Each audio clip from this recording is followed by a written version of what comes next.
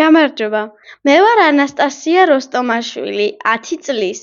1984 წლის 18 აგვისტოს ახმეტის მუნიციპალიტეტის სოფელ ქვემო ალვანში დაიბადა საქართველოს ეროვნული გმირი გიორგი ანწუხელიძე. დღეს სწორედ მასზე მინდა გიამბოთ, ადამიანზე, რომელმაც სიცოცხლეც და ღირსებაც სამშობლოს მიუძღვნა.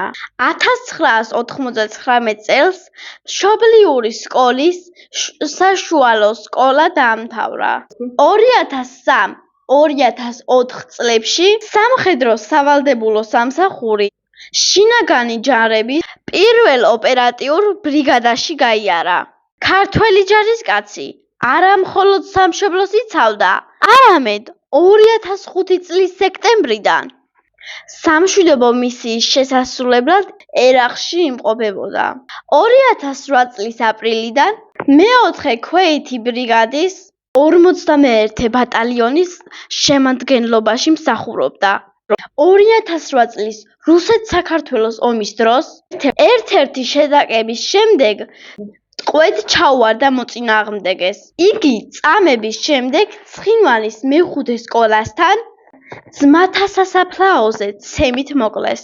დაკრძალულია თბილისში მუხად გვერდის ძმათა სასაფლაოზე. გიორგის გარდაცვალებიდან რამდენიმე თვის შემდეგ გავრცელდა ვიდეომასალა, სადაც მისი წამების კადრები იყო ასახული. ვიდეოში კარგად ჩანს, რომ ისინი რიგრიგობით ახტებიან ზურგზე გიორგი ანწუხელიძეს. აწამებენ და მისგან მოითხოვენ სახელმწიფო სიმბოლიკის შეურაცხყოფას, მაგრამ ანწუხელიძის გატეხა ვერ შეძლეს. გიორგი ანწუხელიძე და მისი გმირობა მთელი საქართველოსათვის აუტეხლობის სიმბოლოდ იქცა. გარდაცვალების შემდეგ გიორგი ანწუხელიძეს საქართველოს ეროვნული გმირის წოდება მიენიჭა. ასევე დაჯილდოვდა ვახტანგ გორგასლის პირველი ხარისხის ორდენით. 2013 წელს სახალხო გმირის წოდება მიენიჭა.